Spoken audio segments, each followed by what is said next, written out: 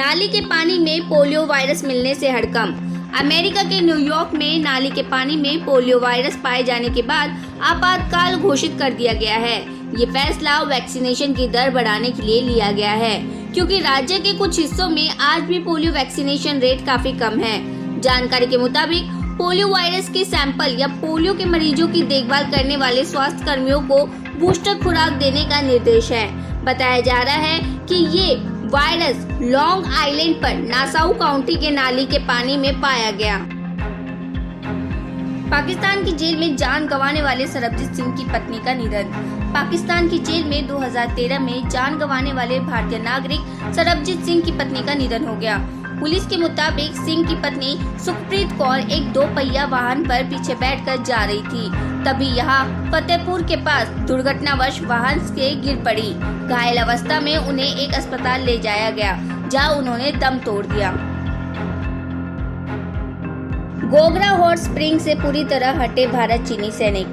Gogra hot spring क्षेत्र के petrol point 15 से भारत और चीनी सैनिक पूरी तरह से पीछे हट गए हैं। इस मामले से परिचित अधिकारियों ने बताया है कि इस पूरी प्रक्रिया के तहत कि अग्रिम पंक्ति के सैनिकों पीछे चले गए हैं। इसके अलावा वह बनाए गए अस्थायी बुनियादी ढांचे को भी खत्म कर दिया गया है। नीतीश कुमार की पार्टी को दमनदीव में बीजेपी ने दिया झटका। पहले मणिपुर और अरुणाचल प्रदेश में बीजेपी ने जेडीयू को झटके दिए थे। अब दमनदीव में जेडीयू के जिला पंचायत सदस्य पार्टी का साथ छोड़ बीजेपी में चले गए हैं। बीजेपी ने इस बारे में ट्वीट कर बताया है कि दानाहा एवं दमनदीव में जेडीयू के 17 में से 15 जिला पंचायत सदस्य और प्रदेश जेडीयू की पूरी इकाई आज बीजेपी में शामिल हो गई है। आपने लगाया डीडीए पर आरोप, कहा लापरवाही के वजह से हुई मौत। आम आदमी पार्टी के विधायक और मुख्य प्रवक्ता सौरभ भारद्वाज ने दिल्ली के मुंडका इलाके में सीवर लाइन की सफाई के दौरान 2 लोगों की मौत के लिए डीडीए समेत दिल्ली के लेफ्टिनेंट गवर्नर विनय कुमार सक्सेना पर निशाना साधा। आप नेता ने कहा कि सफाई कर्मचारी को कोई भी इक्विपमेंट नहीं दिया गया और न ही उसके साथ कोई प्रोफेशनल स्टाफ मौजूद था।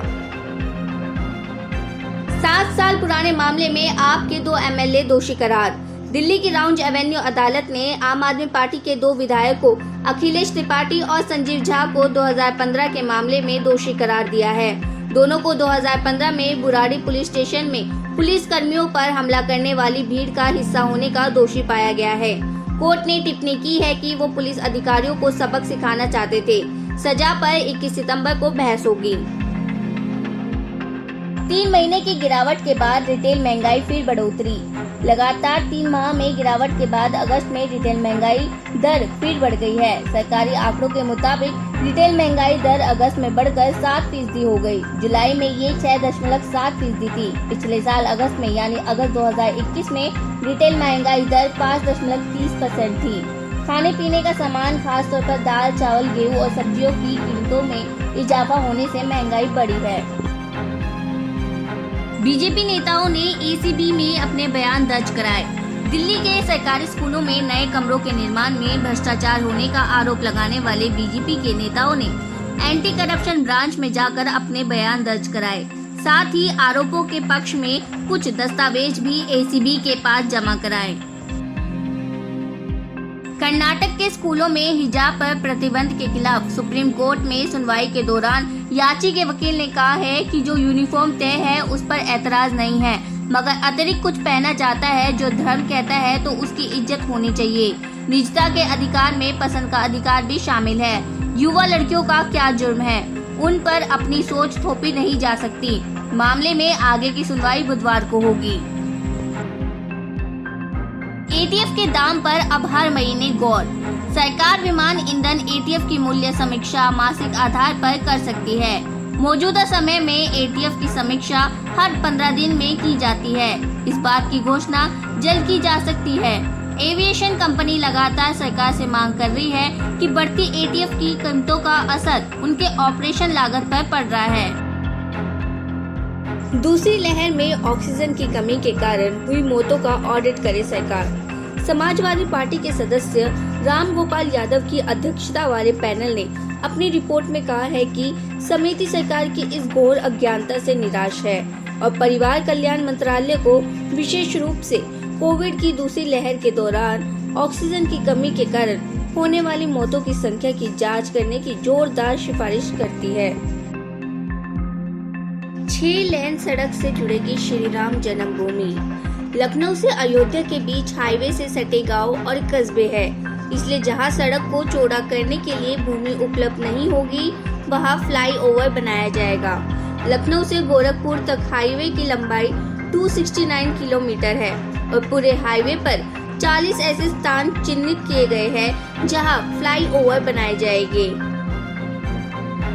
बाइक से गिरकर महिला की मौत, पति ने लगाया हत्या का आरोप।